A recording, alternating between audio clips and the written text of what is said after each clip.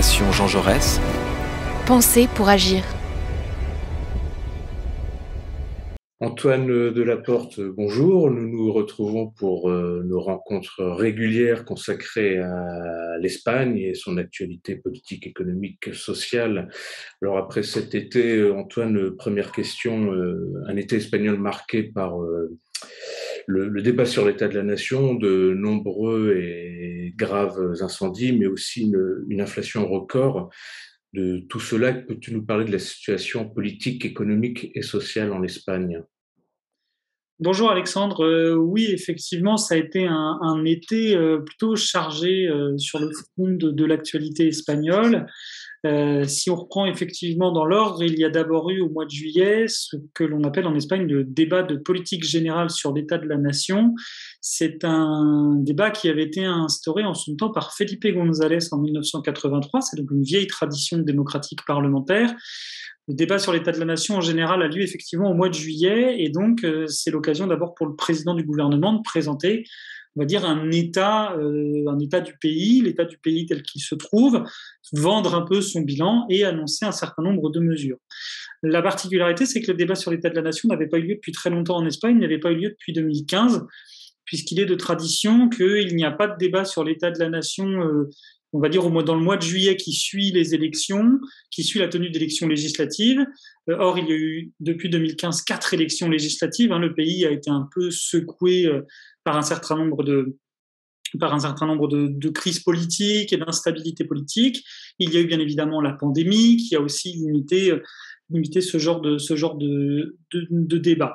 Aujourd'hui, donc, le débat a eu lieu. C'est un débat qui a vraiment permis, notamment à Pedro Sánchez, le président du gouvernement, le secrétaire général du Parti socialiste, d'annoncer un certain nombre de mesures et finalement de resituer clairement son action et l'action de son gouvernement dans des politiques clairement de gauche. C'est lors de ce débat qu'il a annoncé une mesure qui est entrée en vigueur, nous sommes le 2 septembre aujourd'hui, qui est entrée en vigueur hier, qui est la gratuité totale pour les abonnements et les voyages réguliers sur le réseau des trains de banlieue et sur le réseau des trains Media Distancia, qu'on pourrait une sorte d'intercité espagnole, si on veut. Et en même temps, une aide aux régions pour réduire de 30% les voyages réguliers sur l'ensemble des réseaux de transport en commun. C'est bien évidemment une manière d'inciter les Espagnols à utiliser les réseaux de transport plutôt que la voiture individuelle dans un contexte de forte inflation et de hausse du coût des carburants. C'est également à ce moment-là qu'il a annoncé sa volonté d'instaurer au 1er janvier 2023 la taxe sur les super-profits des banques d'une part et des entreprises du secteur de l'énergie d'autre part. Ça a donc vraiment permis là à Pedro Sánchez quelque part d'enfoncer vraiment, de cranter, si on veut, sur vraiment une politique de gauche qui est différente de ce que la droite propose, parce que la droite reste quand même dans un schéma plus classique. Le Parti populaire défend des baisses d'impôts massives, notamment sur l'impôt sur le revenu, et s'oppose aux super-profits, pas aux super-profits, mais aux impôts sur les super-profits d'un certain nombre d'entreprises. Ça a été également l'occasion pour la droite de tenter, c'était le premier débat sur l'état de la nation depuis le putsch interne dont nous avions déjà parlé, à savoir le renversement de Pablo Casado au profit d'Alberto Núñez Feijóo. La particularité, c'est que ce débat se tenant au Congrès des députés, Alberto Núñez Feijóo n'a pas pu y prendre la parole puisqu'il siège au Sénat. C'est donc sa secrétaire générale qui a pris la parole et finalement, elle n'a pas vraiment tenu compte du discours de Pedro Sánchez. Elle est restée sur notamment une posture très critique vis-à-vis de la dépendance du gouvernement de Pedro Sánchez aux nationalistes basques et catalans, et plus particulièrement du parti Bildu, qui est formé par notamment des anciens de Batasuna, qui étaient le bras politique d'ETA, mais qui ont renoncé, on le sait, à la violence et qui ont présenté une forme d'excuse envers les victimes du terrorisme indépendantiste d'ETA. Donc ce débat a vraiment permis de mettre en exergue deux modèles, deux visions de la société espagnole. Et donc ça a été vraiment le temps fort politique, on va dire estival. Tu en as parlé également, il y a effectivement eu en Espagne des incendies de forêt absolument dramatiques. Les derniers chiffres que j'ai en tête, qui dataient de mi-août, parlait de 286 000 hectares de forêts brûlées, c'est-à-dire que 40%, au 19 août, encore une fois, 40% des forêts brûlées en Europe l'ont été en Espagne. C'est autant que sur les 4 années précédentes en termes de feux de forêt. C'est donc déjà clairement la démonstration de la réalité du changement climatique et comment il peut affecter un pays plus méditerranéen que le nôtre, plus susceptible de souffrir de vagues de chaleur.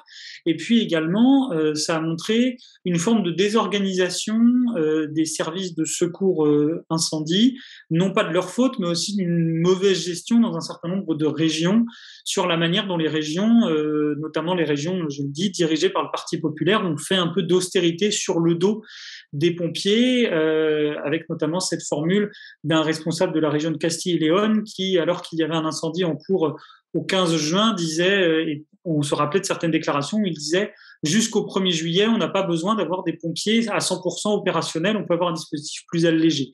Donc il y a aussi aujourd'hui en Espagne tout un débat, bien sûr, sur la réalité du changement climatique et comment y répondre, mais aussi sur la manière dont doivent être gérés demain la question des feux de forêt et la manière dont les services de secours doivent être peut-être mieux organisés, mieux gérés. Il y a une vidéo qui a tourné, notamment sur les réseaux sociaux, où le président de la région de Castille et Léon est venu avec une partie de son gouvernement sur le site dans un village proche d'un feu de forêt, et en fait, les voitures ont dû faire demi-tour sans même pouvoir s'arrêter, du fait de la colère populaire qui grondait dans le village. Tu as également évoqué effectivement la question de la situation économique, et effectivement la situation est complexe puisque le pays connaît une inflation beaucoup plus forte qu'en France. Au mois de juillet, 10,8% d'inflation sur un mois, au mois d'août 10,4%, et ce qu'on appelle l'inflation sous-jacente, donc c'est l'inflation à long terme qu'on va déconnecter des variations quotidiennes du marché. Je suis pas économiste, mais en me renseignant sur l'inflation en Espagne, j'ai appris ça. J'espère que je ne dis pas de bêtises, mais c'est vraiment ce que j'en ai compris.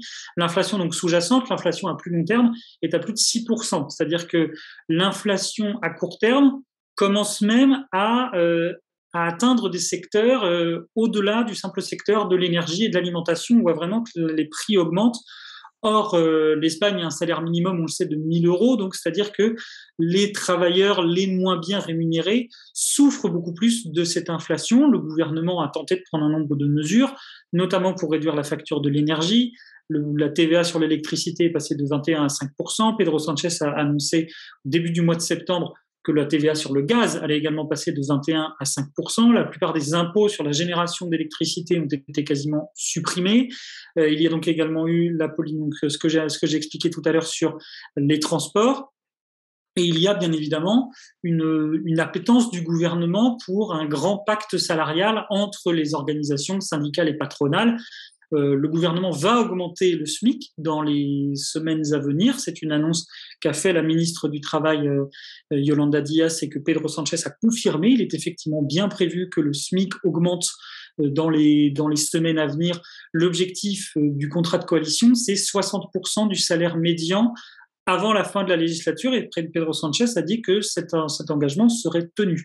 Mais il ne faut pas augmenter que le SMIC, d'autres salariés souffrent aussi de l'inflation, et donc là on est tombé dans une forme de rhétorique un peu plus sportive, un peu plus combative de Yolanda Díaz vis-à-vis du patronat. Il faut savoir que Yolanda Díaz, ministre communiste, est pourtant connue pour sa capacité à dégager de plusieurs accords nationaux interprofessionnels, notamment sur le chômage partiel, sur la hausse du SMIC à plusieurs reprises.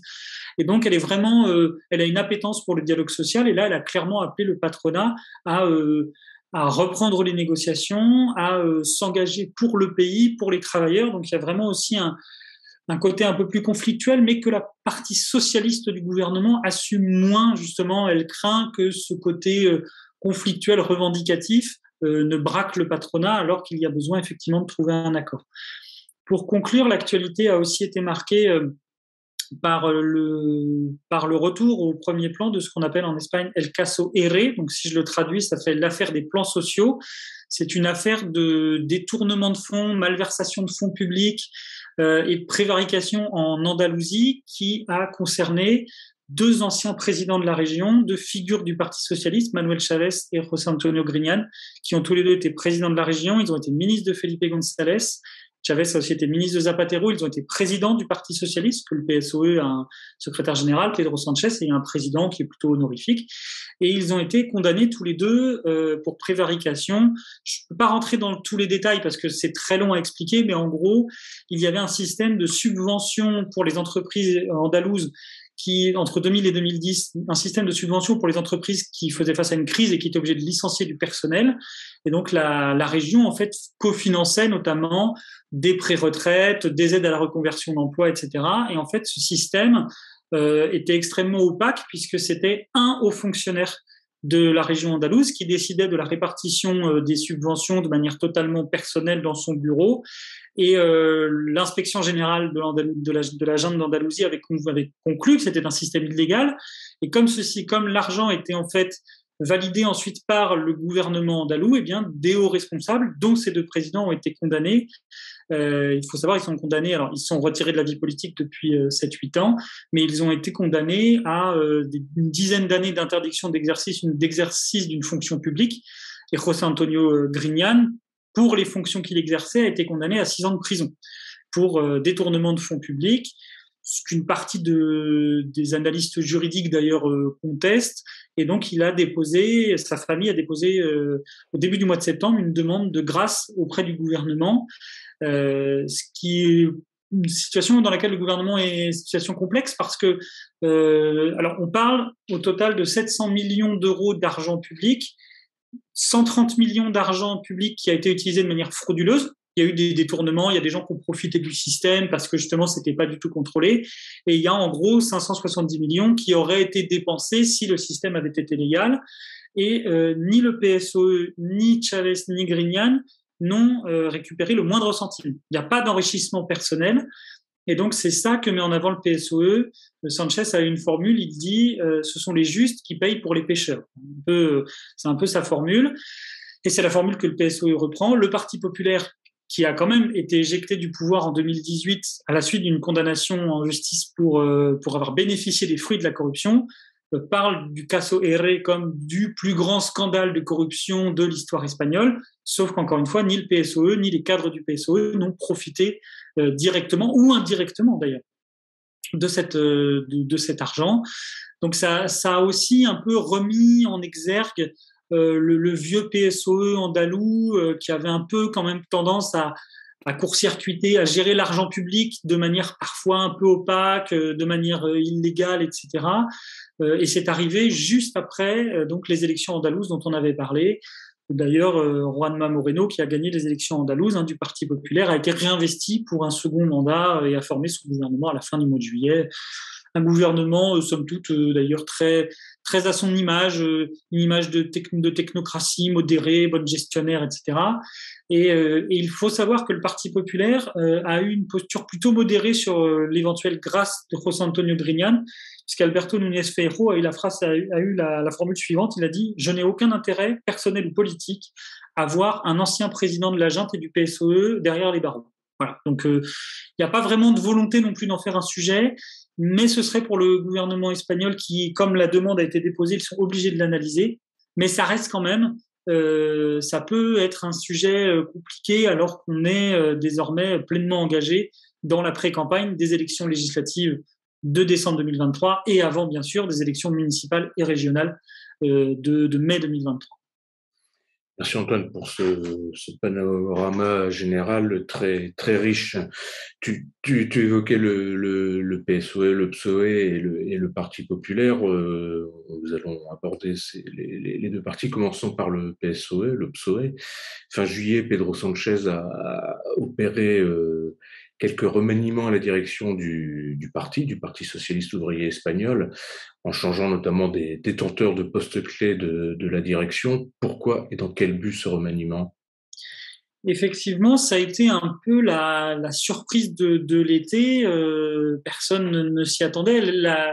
On pensait que Pedro Sanchez procéderait à un remaniement de la direction du parti et de son gouvernement plutôt là en ce moment, c'est-à-dire en septembre, pour se relancer et relancer le parti et la coalition au moment de la rentrée politique. En fait, la numéro 2 du Parti socialiste, Adriana Lastra, qui est une fidèle de Pedro Sanchez, elle est à ses côtés depuis qu'il avait été renversé par le Parlement interne du parti en octobre 2016, donc on est vraiment sur quelqu'un de très loyal, donc qui était vice-secrétaire général du PSOE, a démissionné pour des raisons personnelle. Alors, elle a argué qu'elle est enceinte, ce qui est vrai, que sa grossesse est compliquée, ce qui est vrai également, que donc elle a besoin de repos, ce qui encore une fois est vrai, mais elle aurait tout à fait pu prendre un congé parental un peu allongé. Elle a choisi de démissionner. Alors, il faut savoir que tout ce que je vais dire est issu d'analyse politique parce que Pedro Sanchez lui-même n'a jamais expliqué ou justifié le remaniement qu'il a fait. Il a simplement dit j'ai remplacé un tel par un tel, je nomme un tel à tel poste, et c'est tout. Adriana Lastra, en fait, est quelque part le fusible qui saute au lendemain des élections en Andalousie. La défaite des élections andalouses, ça reste un traumatisme interne encore aujourd'hui au sein du PSOE. On a parlé de ce résultat électoral, le plus mauvais résultat du PSOE, le Parti populaire qui remporte une majorité absolue dans un fief que le parti a dirigé pendant 4 décennies. Ça a vraiment été un tremblement de terre et il fallait trouver une réponse. C'est donc Adriana Lastra qui n'a jamais vraiment trouvé sa place en tant que vice-secrétaire générale seule, puisque entre 2017 et 2021, elle était aussi présidente du groupe parlementaire. Là, elle avait un peu perdu en exposition publique, elle était vraiment au cœur de la machine interne, elle était notamment responsable de la communication du parti, que Pedro Sanchez ne trouvait pas assez volontaire et dynamique. Elle avait placé un de ses proches à elle, qui s'appelle Felipe Sicilia, comme porte-parole du Parti socialiste. Et Sicilia avait un peu cette tendance à réciter des éléments de langage sans être vraiment incarné, sans vraiment donner l'impression qu'il portait une parole forte. Donc, elle s'entendait mal en plus avec le numéro 3 du parti. Donc, elle a fini par faire les frais de l'ensemble de ces tensions et puis de ce mauvais résultat. Et Pedro Sanchez donc l'a remplacée par sa ministre des Finances, María Jesús Montero, qui est une Andalouse, alors qui est membre du parti depuis assez peu de temps. Lastra, c'est ce qu'on surnomme en Espagne una funcionaria del partido, une fonctionnaire du parti. Elle n'a pas de diplôme d'études supérieures. Elle a fait toute sa vie au sein des jeunesses socialistes et puis du PSOE. Elle a été députée au Parlement régional des Asturies, parce qu'elle vient des Asturies, qui est quand même une fédération mythique au sein du PSOE. C'est la fédération des ouvriers, c'est la fédération des mineurs. C'est quand même une fédération historique au sein du PSOE. Et puis, alors que María Jesús Montero, au départ, c'est plutôt une technicienne qui est arrivée au gouvernement andalou comme technicienne et puis qui a fini par adhérer au PSOE et grimper les échelons jusqu'à devenir ministre des Finances. Elle a été un temps porte-parole du gouvernement et puis aujourd'hui vice-secrétaire générale. C'est une fidèle de Pedro Sanchez, mais c'est une fidèle plus récente. Il faut même savoir qu'en 2016, elle était partisane de le relever de son poste de secrétaire général. Donc il y a quand même eu une évolution. C'est intéressant aussi parce que ça montre toujours la volonté que Pedro Sanchez avait au congrès de Valence, congrès d'octobre 2021 dont nous avions parlé aussi, cette volonté de réélargir son cercle, de réélargir un peu à des gens qui n'étaient pas des fidèles de la première heure pour essayer de réunifier le parti dans une perspective électorale qui se rapproche de plus en plus. De même, il a donc remplacé le président du groupe parlementaire. Il avait choisi, il y a tout juste un an, Héctor Gomes, qui est un député des îles Canaries et qui avait un peu le même défaut de Felipe Sicilia, une espèce de fadeur, une incapacité à réellement exister par lui-même, parce qu'en fait, Pedro Sanchez était assez isolé, il avait nommé des gens qui lui étaient fidèles, mais qui n'étaient pas des poids lourds, parce que la plupart des poids lourds du parti s'étaient prononcés contre lui, et donc il cherchait finalement des alliés qui n'avaient pas de légitimité propre. Là, il a pris conscience que ça l'affaiblissait, ça veut dire qu'il se retrouvait tout seul en première ligne avec derrière des soutiens qui n'étaient pas assez capés. Et donc, il l'a remplacé, Héctor Gomes, par Patxi López. Patxi López, c'est une figure incontournable du PSOE. Il a été président du gouvernement du Pays Basque entre 2009 et 2012. Ça a été le seul socialiste à présider le Pays Basque entre 2009 et 2012. Il a été, bien évidemment, sous escorte policière parce qu'il était menacé de mort par l'organisation terroriste ETA pendant des dizaines d'années. C'est une personne pareil, c'est quelqu'un qui n'a pas non plus de diplôme du supérieur, qui a fait toute sa carrière au sein du PS, tout au sein du PS basque pour le coup, mais c'est quelqu'un de charismatique, c'est quelqu'un qui n'hésite pas à pousser des coups de gueule, c'est vraiment une figure très forte qui donc va vraiment, là aussi, permettent à Pedro Sanchez de s'appuyer sur une figure forte, d'abord au sein du parti, donc pour encore une fois raffermir sa position, et puis quand il est invité, quand Patxi López est invité dans les médias, ou quand il intervient dans les médias ou sur les réseaux sociaux, on sait qu'il parle, alors il parle au nom du PSOE, mais il parle entre guillemets de lui-même. C'est vraiment une figure qui a sa propre légitimité et dont la parole est vraiment écoutable et écoutée, là où Héctor Gomes était finalement un peu une courroie de transmission. Et troisièmement, il a remplacé Felipe Sicilia, donc le porte-parole du parti, par Pilar Alegría, qui est sa ministre de l'Éducation, qui est pareil une personnalité alors plus récente au sein du PSOE, mais qui elle aussi a une légitimité forte. Elle a été candidate malheureuse en 2019 à la mairie de Saragosse. Elle était proche de Susana Díaz, donc l'opposante de Pedro Sanchez aux primaires de 2017. C'était sa porte-parole de campagne. Donc là, encore une fois, l'idée, c'est de renforcer Pedro Sanchez au sein du parti. Et Pilar Alegría n'hésite carrément pas à mettre les pieds dans le plat. Très récemment, par exemple, il y a eu une polémique parce que Alberto Núñez Feijóo, le président du Parti populaire, utilisait, on en parlera tout à l'heure, notamment attaquait Pedro Sanchez sur sa propension à utiliser l'avion officiel du gouvernement. Et Pilar Alegría a répondu « c'est vrai que lui préfère les yachts », en référence à une photo des années 90 où Alberto Núñez Feijóo est dans le bateau d'un ami proche qui s'est ensuite révélé être un narcotrafiquant qui a fini en prison. Et donc, le fait de taper sur le côté de lui, préfère les bateaux, c'est vraiment, en attendant, lui, il y a toujours cette espèce de petite histoire avec le narcotrafiquant galicien qui traîne. Et donc là, on sent vraiment qu'il y a aussi une volonté du PSOE de ne plus être uniquement sur la défensive, mais vraiment passer à l'attaque. Et Pedro Sanchez, en fait, après les élections andalouses, on en avait parlé, la stratégie du PSOE, c'était de dire non à l'extrême droite, attention à l'extrême droite, attention à l'extrême droite, ce qui avait renforcé le vote utile en faveur du Parti populaire. Et donc là, Sanchez a dit, après les élections andalouses, notre adversaire, le vrai adversaire, le seul qui est capable de nous concurrencer pour l'accession au pouvoir, c'est le Parti populaire. Il s'appuiera sur Vox, mais si le Parti populaire est suffisamment fort, il gouvernera. Donc, le PSOE a vraiment modifié sa stratégie. D'abord, il a vraiment pris désormais, il a un nouveau slogan, El Gobierno de la Gente, si je traduis littéralement, ça fait le gouvernement des gens, entendu le gouvernement du peuple, en fait, contre les élites. Pedro Sanchez reprend une espèce de discours où il parle des médias comme courroie de transmission, des pouvoirs économiques occultes. Enfin, il est vraiment retourné dans sa stratégie des primaires de 2017, où il joue la base contre l'élite. Et donc voilà, il est vraiment reparti dans le PSOE est parti aussi dans cette stratégie, beaucoup plus aussi dans les questions. Voilà, quand ils insistent beaucoup sur la gratuité des trains de banlieue, les trains de banlieue, c'est les trains des ouvriers, des employés qui habitent dans le sud un peu plus pauvre de Madrid ou dans la banlieue barcelonaise et qui doivent prendre le train pour aller au travail. Donc c'est l'électorat populaire classe moyenne qui doit voter socialiste et qui est très démobilisé aujourd'hui. Et donc, on est vraiment sur cette stratégie. Et le remaniement de Sanchez, c'est le remaniement de la direction du parti, c'est dans cet objectif. C'est aussi quand même un aveu d'échec, puisqu'il remanie la direction du parti moins d'un an après le dernier congrès. Donc, il admet quelque part que toute la séquence enclenchée depuis le congrès et même depuis son remaniement ministériel de juillet 2021 n'a finalement pas fonctionné comme il l'espérait. Au vu de tes propos, on a l'impression quand même, on pourrait dire, il y a un avant et un après élection régionale andalouse. Oui, absolument.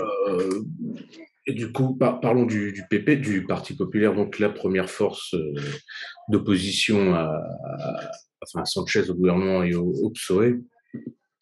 Le Parti populaire qui a changé de direction en avril dernier, on en avait également parlé lors d'un de nos entretiens. Et justement, avec ce changement de direction, quelle stratégie politique a adopté cette nouvelle direction, stratégie politique d'opposition au gouvernement de Pedro Sanchez?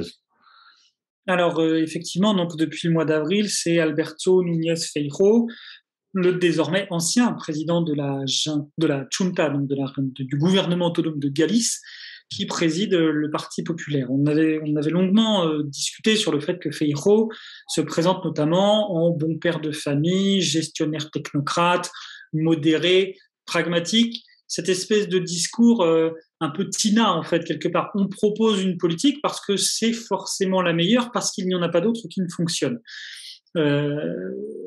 Feijóo veut notamment rompre avec l'image qu'avait son prédécesseur Pablo Casado du no a todo, du non à tout.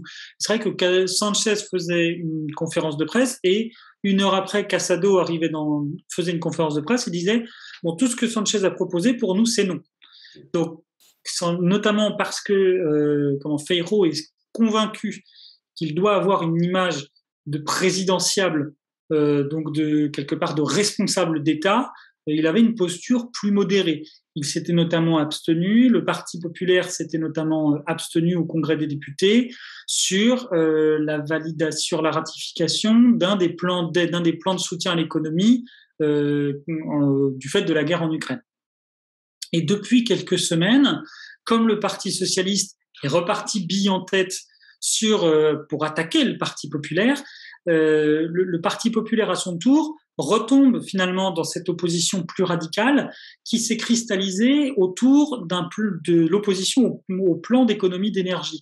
Du fait de la crise énergétique que traverse l'Europe avec la guerre en Ukraine, la réduction des livraisons de gaz russes, la vague de chaleur, etc., Pedro Sanchez a fait voter un plan d'économie d'énergie qui prévoit notamment c'est un plan il n'y a rien de fou, hein, c'est pas plus de 27 degrés pour la climatisation, pas plus de 19 degrés s'il faut mettre le chauffage, fermer les portes des magasins climatisés, éteindre les bâtiments publics et les vitrines commerciales à partir de 22 heures. Bon, un plan somme toute classique. Et quelques heures seulement après l'annonce de ce plan, Isabel Díaz Ayuso, la présidente de la région de Madrid, qu'on connaît pour ses positions quasi libertariennes, et puis surtout ce côté très, très fort en gueule, presque trumpien, on pourrait dire, fait un tweet en disant ce plan d'économie d'énergie, nous on n'en veut pas. Elle utilise le slogan Madrid no se apaga, on n'éteint pas Madrid. Et donc, elle est vraiment partie sur cette espèce d'idée que le plan d'économie le plan d'économie d'énergie était une espèce de, toujours dans sa même veine, c'est-à-dire un acte d'autoritarisme d'un gouvernement social-communiste, etc., qui méprise les libertés des entrepreneurs et le développement économique de Madrid. Et le problème, c'est que la plupart des mesures qu'elle propose, la plupart des mesures qu'elle critique et que Sanchez propose, Alberto Núñez Feijóo les réclamait 10 à 15 jours avant. Et Feijóo, comme Díaz Ayuso est vraiment parti bille en tête, n'a pas vraiment eu d'autre choix qu'il n'a pas pu la désavouer. Donc, il est parti sur une formule qui est de dire, en gros, sur le fond, je ne me prononce pas, en fait, et sur la forme, comme il y a un certain nombre de mesures qui relèvent des compétences des régions, eh bien, il aurait dû négocier avec les régions, notamment les régions du Parti populaire, avant d'adopter ce plan, du coup, et on voit qu'il est là, c'est la première vraiment petite fissure qui apparaît dans l'autorité de Núñez Feijóo, où il a été pris de court par Isabel Díaz Ayuso, et il a été obligé de s'aligner, parce qu'en fait, il doit marcher sur deux jambes, on en avait parlé. Sa jambe à lui, qui est donc ce discours modéré, pragmatique. Encore une fois, le PP a un programme vraiment clairement de droite, libéral, conservateur. Il n'y a pas de débat sur la question, mais c'est la manière dont c'est présenté. Et Feijóo se présente comme ce conservateur modéré, bon comme le baron de province, tout à fait pragmatique. Et de l'autre côté, il a besoin d'Isabel Díaz Ayuso, de son discours radical, de son discours de bataille culturelle contre les progressistes, pour attirer l'électorat d'extrême droite, pour attirer l'électorat qui a été séduit par Vox. Et donc, il a été obligé de la suivre sans se dédire pour lui-même. Donc, il s'est retrouvé vraiment dans une espèce de situation un peu flottante.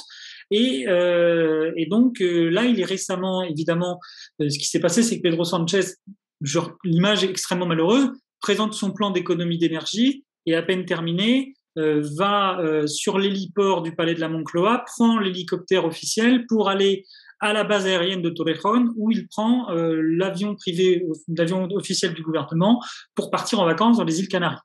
L'avion, évidemment, est revenu à vide. Ensuite, il a fait un aller-retour sur les îles Canaries. Donc, l'avion est revenu à vide, a fait un aller-retour entre deux îles et est reparti. Donc, forcément, ça a ouvert le champ à la critique. Et donc, Feijóo a utilisé cet argument en disant « Moi, quand je serai président du gouvernement, il y aura un protocole d'utilisation de l'avion, etc. Il faut savoir que c'est une technique qu'il a déjà utilisée quand il était en Galice, parce qu'il a présidé la Galice à partir de 2009, mais entre 2006 et 2009, il était chef de l'opposition, parce que c'était la gauche qui gouvernait la Galice, et il a passé toute son opposition à attaquer le président de la région, Emilio Pérez Tourinho, qui était socialiste, sur son usage d'une voiture blindée officielle. Pour l'histoire, cette voiture blindée avait été commandée par le gouvernement galicien précédent, dont Alberto Núñez Feijóo était le numéro 2. Donc il savait parfaitement que c'était pas un caprice, mais il a toujours cette espèce de discours un peu insidieux. Il parle, par exemple, comme Sanchez a 22 ministres dans son gouvernement, il parle du gouvernement le plus cher de l'histoire. Un peu cette idée que finalement, la gauche au pouvoir, elle gère mal l'argent public, elle le gaspille, et en plus, quand elle s'en sert pour se mettre bien. Feijóo utilisera le Falcon 900 quand il sera président du gouvernement. C'est-à-dire qu'il y a une espèce de procès en illégitimité du Parti populaire vis-à-vis du Parti socialiste quant à utiliser les moyens de l'État pour le confort de l'exercice des fonctions. Donc voilà un peu la stratégie d'opposition. Et là d'ailleurs, quand le plan d'économie d'énergie est arrivé au Congrès, le Parti populaire a voté contre. Donc il commence à revenir dans cette stratégie d'opposition systématique. D'ailleurs, le sujet un peu compliqué entre les deux partis, qui ne change rien au quotidien des Espagnols, soyons clairs, à savoir le renouvellement du Conseil de la magistrature qui va bientôt arriver à 4 ans de retard sur un mandat de 5 ans. Hein. Ça fait 9 ans que ce Conseil est en exercice, donc 4 ans en affaires courantes. Eh bien, il n'y a toujours pas d'accord entre les deux partis. Il y a même eu une polémique cet été parce qu'en fait, il y a eu un accord écrit sur une organisation du renouvellement que la nouvelle direction du PP a rejeté en disant qu'elle n'était pas au courant alors qu'il a été admis, qu'il était finalement au courant, etc. Les deux partis ne sont pas capables de s'entendre et c'est un vrai problème pour la qualité de la démocratie espagnole parce qu'une partie des instances de contrôle de l'action de l'État nécessite un accord entre les deux grands partis et même dans une situation de crise économique, avoir un accord bipartite entre les deux grands partis capables de gérer l'État, c'est la garantie d'une continuité des politiques publiques. Et aujourd'hui, ces deux grands partis ne sont pas capables de s'entendre. Et en plus, par exemple, ça paralyse une institution comme le Conseil de la magistrature juste parce que deux personnes, Pedro Sanchez et Alberto Núñez Feijóo, ne sont pas capables de s'entendre. Ce qui veut dire que la qualité de la démocratie espagnole, finalement, repose sur la bonne ou la mauvaise volonté d'un petit nombre de personnes, ce qui est quand même plutôt une mauvaise nouvelle pour le fonctionnement éclairé d'une démocratie.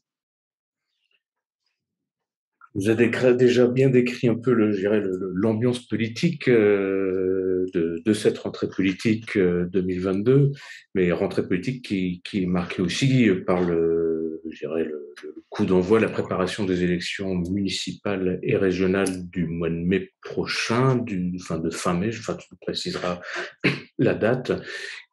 Comment peut-on envisager cette campagne électorale? Quelle perspective peut-on envisager? Donc effectivement, 28 mai 2023, donc c'est, je ne veux pas dire de bêtises, mais c'est 12 parlements régionaux sur 17, et c'est l'ensemble des 8000 communes espagnoles qui vont donc renouveler leurs assemblées. Les perspectives, c'est assez étonnant parce que le Parti populaire se donne pour objectif le même objectif qu'aux élections de 2011, c'est-à-dire de teindre la carte de l'Espagne en bleu, donc le bleu étant la couleur du Parti populaire, donc de prendre l'ensemble des régions, notamment les deux grands fiefs traditionnels de la Castille-La Manche et de l'Extrémadure, et le Parti socialiste, lui, est plus confiant parce qu'en fait, il analyse que le pays se trouvant en crise, l'électorat a un réflexe légitimiste. Et donc, comme le Parti socialiste a 9 présidents de région sortants, il part du principe que les 9 seront reconduits, puisque les 9 sont sortants et donc bénéficieront d'un effet vote utile et, entre guillemets, soutien au capitaine qui a tenu la barre dans la tempête. À mon avis, et là on va faire de la politique fiction un peu, très honnêtement, à mon avis, on est quelque part entre les deux extrêmes que je viens de décrire. Parce que, par exemple, je vois difficilement, encore une fois, je peux me tromper, hein, je n'ai pas la science infuse, je dis par rapport aux analyses que j'ai pu faire et à comment je connais la situation politique là-bas. Je vois mal l'Extrémadure ou la Castille-La Manche basculer à droite, l'impopularité de Sanchez n'est pas suffisante et surtout la popularité du Parti populaire n'est à mon sens pas suffisante. En revanche, des régions comme la petite région de La Rioja, très connue pour son vin rouge notamment, ou surtout le gros enjeu qui sera la région de Valence, là, la capacité du Parti populaire à remobiliser son électorat, elle n'est pas négligeable. Il n'est pas impossible, effectivement, que le PSOE perde, par exemple, la région de Valence, ce qui serait une double déroute. D'abord parce que c'est l'une des plus grosses régions que le PSOE dirige, d'autant plus que c'était une région qui a été symbole de la corruption et d'une forme de gestion autoritaire que le Parti populaire a pu avoir pendant 20 ans. Et en plus, le président de la région, qui s'appelle Chimo Puig, est vraiment une personnalité forte dans le parti, très adepte des thèses décentralisatrices, fédéralistes, etc. Donc sa défaite porterait un sacré coup au PSOE. De l'autre côté, certains sondages sont plutôt encourageants. Par exemple, il n'est pas impossible d'envisager que le PSOE retrouve la mairie de Barcelone, le Parti socialiste catalan en réalité, hein, mais la victoire sera imputée au PSOE quand même, parce que la maire Ada Colau, issue de la gauche alternative, proche de Podemos, a quand même une assez mauvaise image. Une bonne image dans son électorat, mais son électorat est réduit. Et en même temps, il n'y aurait pas de majorité indépendantiste au Conseil et il suffirait aux socialistes d'arriver en tête pour reprendre cette mairie qui a été leur fief de 1979 à 2011. Ça a été le joyau de la couronne municipale des socialistes. Le Parti populaire, lui, vise évidemment à préserver ces bastions et on peut penser notamment à la ville, à la région de Madrid. La vraie question aujourd'hui des élections régionales à Madrid, c'est Isabel Díaz Ayuso gagnera-t-elle ou non avec la majorité absolue? Mais sa victoire, aujourd'hui, ne fait quasiment aucun doute. Sa victoire de 2021, donc la dynamique dont elle a bénéficié est aujourd'hui beaucoup trop récente pour s'être essoufflée. Elle a remis une pièce dans la machine, on en parlait tout à l'heure. Donc il y a vraiment peu de chance. La ville de Madrid, c'est un peu différent. Il y a des scandales qui ont mis en difficulté le maire José Luis Martínez Almeida. Le problème, c'est que le PSOE a été éjecté du pouvoir à Madrid en 1989. Il ne l'a jamais retrouvé depuis. Il ne cesse de perdre des voix depuis 2003. Aujourd'hui, c'est la 4e force politique au conseil municipal. Il n'a jamais su trouver le bon candidat qui pouvait connecter avec les Madrilènes. Il en avait peut-être trouvé dans la personne de la préfète de la région. Alors, les préfets en Espagne sont extrêmement politisés. Tous les préfets que Pedro Sánchez a nommés sont membres du PSOE et sont responsables du PSOE dans leur région. Voilà, il y a pas de... Je dis préfet, mais en fait, on dit délégué du gouvernement, mais je dis préfet parce que ça parle mieux à notre imaginaire français. Et là, depuis le début de l'été, finalement, elle n'imprime pas dans l'opinion. Et ce matin, je voyais que Pedro Sánchez hésiterait entre 4 ou 5 de ses ministres qui seraient peut-être plus connus. Alors c'est vrai, d'abord quand on sort 4 noms de ministres alors qu'il y a 16 ministres socialistes au gouvernement, c'est qu'en fait il n'y a pas vraiment d'idée quand on cite un quart de l'effectif. Ensuite, envoyer un ministre, c'est faire de l'élection à Madrid un référendum pour ou contre Pedro Sánchez. Donc c'est extrêmement risqué. Et en même temps, localement, il n'y a pas de figure vraiment très forte. Donc la ville de Madrid peut être éventuellement un enjeu, à voir sous quelle forme, surtout que l'ancienne maire de Madrid de gauche entre 2015 et 2019, Manuela Carmena, s'est retirée de la vie politique, donc il n'y a plus de figure forte à la gauche de la gauche, mais le PSOE reste quand même très faible à Madrid. Après, il y a peu de doutes sur le PSOE, ne doute pas de garder par exemple la ville de Séville. Voilà, il y a quelques villes qu'il faudra surveiller. Valence, Barcelone, Madrid, Séville bien sûr, Alicante aussi, qui est la plus grande ville socialiste dans la région de Valence. Il faudra surveiller aussi la région des Asturies, j'en parlais, cette région historique des socialistes, où la droite a déjà gouverné et elle reste malgré tout assez bien implantée. Voilà, il y a la perspective, je pense, ce n'est pas un raz-de-marée socialiste ou un tsunami conservateur. On sera entre les deux. Et plus le résultat sera équilibré, plus le résultat des élections législatives de décembre 2023 sera bien évidemment incertain. Les deux grands partis en font une forme de comment on appelle ça, de tour de chauffe. Après, par exemple, je reviens sur les villes. En Catalogne, il ne sera pas inintéressant d'aller regarder les résultats. Barcelone, j'en ai parlé, mais de Gérone, de Lérida et de Tarragone, puisque ce sont été les grandes villes socialistes aussi, qui aujourd'hui sont dirigées par des maires indépendantistes.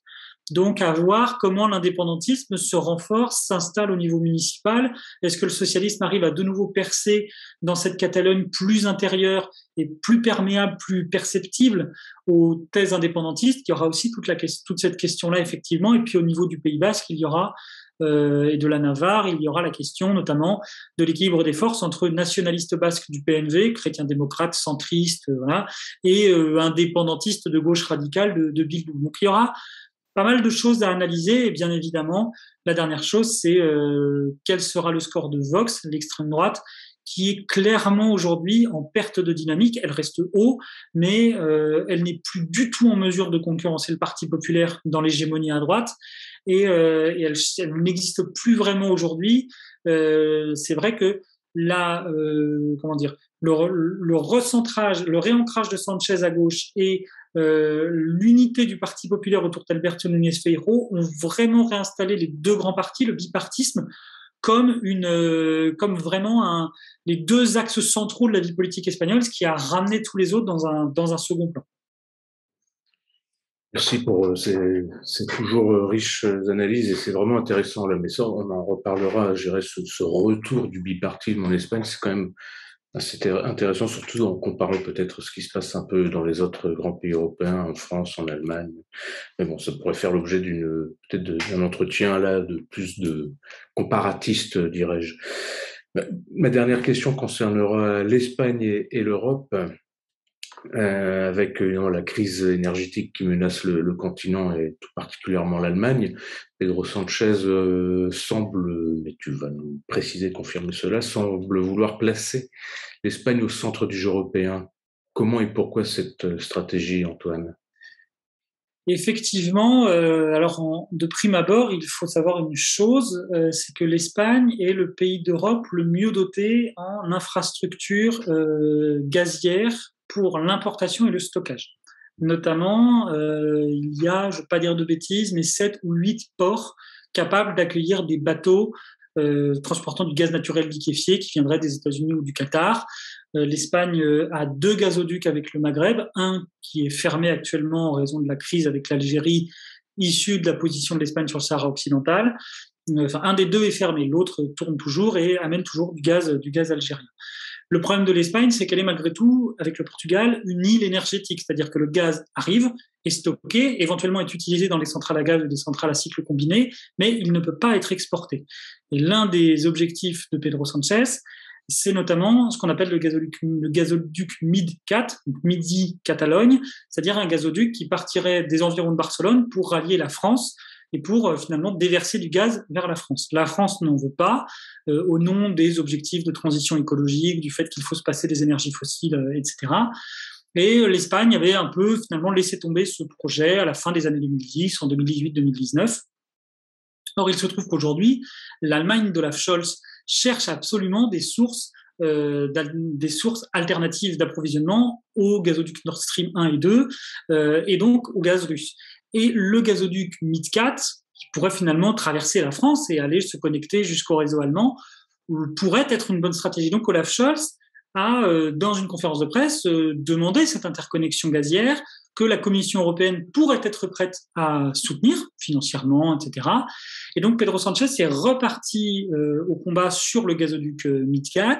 Il a été invité à un séminaire du gouvernement allemand sur les questions de sécurité nationale, ce qui n'est jamais arrivé. Jamais un président du gouvernement espagnol n'a participé à une réunion de l'ensemble du gouvernement allemand. C'était quasiment un conseil des ministres, en fait, une sorte de séminaire gouvernemental.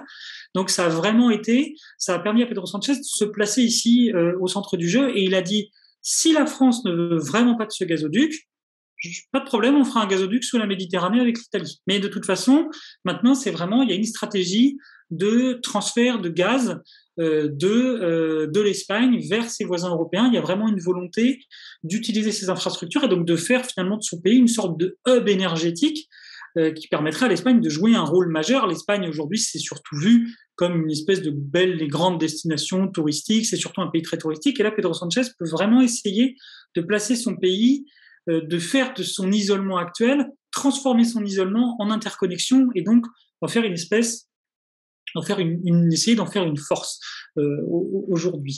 L'Espagne, il faut le savoir, est surtout très axée sur le développement des renouvelables, doit fermer ses centrales nucléaires et ne veut pas prolonger ses centrales nucléaires, ce que lui réclame le Parti populaire et Vox au nom de la crise énergétique en cours. L'Espagne est déjà a déjà dépassé son objectif de remplissage de 80% de ses réserves de gaz fixées par l'Union européenne. Mais voilà, Sanchez essaie aujourd'hui de se placer vraiment comme un acteur européen et international. Il y a toujours eu quelque part en Espagne des rumeurs, des bruits comme quoi en fait Pedro Sanchez viserait une carrière politique internationale une fois son temps au pouvoir terminé. Faut savoir que Pedro Sanchez, faut jamais oublier ça. Ça se sait assez peu, mais l'un de ses premiers postes de travail, c'était au cabinet du haut représentant des Nations Unies en Bosnie-Herzégovine. Donc c'est vraiment son premier travail, c'était à New York, à Wall Street. Ensuite, il a travaillé au Parlement européen comme assistant parlementaire. Ensuite, il a travaillé donc en Bosnie-Herzégovine. Il parle un anglais absolument fluide. Il peut s'exprimer pendant quelques phrases en français. Donc c'est vraiment quand il a remplacé Rajoy, il y a eu une espèce de saut qualitatif en termes de représentation internationale.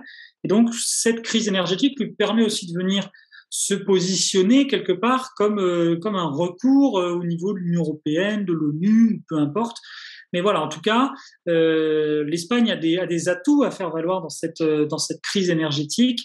Et en plus, Sanchez a obtenu pour son pays ce qu'on appelle l'exception ibérique du marché électrique, c'est-à-dire que le gouvernement espagnol a fixé un prix plafond du mégawattheure de gaz sur le marché de gros, ce qui a permis de faire baisser le prix du kilowattheure électrique, le prix du mégawattheure, je ne veux pas dire de bêtises, le prix du marché électrique de gros. L'Espagne est en moyenne à 150 euros. Ça va être le kilowatt. Je ne veux pas dire de bêtises, je n'ai pas envie de dire de bêtises. Donc je vais dire le kilowattheure, mais si c'est le mégawattheure, c'est le mégawattheure. Voilà, j'ai un doute, donc voilà. Tu as 150 euros. Là où par exemple, en France, il est à plus de 600 euros, voire 700 euros. Donc on voit bien qu'il y a eu un vrai effet de l'exception ibérique. Et ce qui est presque tragique, c'est qu'il y a à peu près un an, en septembre 2021, Pedro Sanchez, avec Antonio Costa au Portugal, Mario Draghi en Italie, le Premier ministre grec, dont j'oublie le nom, et je m'en excuse, avait promu une réforme du marché européen de l'électricité, notamment pour découpler le prix de l'électricité du prix du gaz. Et la Commission européenne et le gouvernement allemand, à l'époque, s'y étaient refusés et avaient fini par accepter la fameuse exception ibérique. Et aujourd'hui, la Commission européenne, soutenue notamment par le gouvernement allemand, souhaite découpler le prix du gaz de la fixation du prix de l'électricité. Comme quoi, on peut avoir raison avant les autres.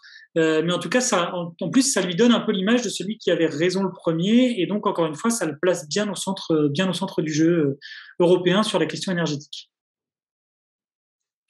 Antoine, un grand merci pour la richesse de tes analyses. Et je pense qu'on a fait quand même un panorama. Ton panorama est assez complet et large, même espagnol et espagnolo-européen. Écoute, je pense qu'on aura une autre occasion d'ici peu de faire un point. Et d'ici là, encore merci et à bientôt. Merci beaucoup, Alexandre, et hasta luego.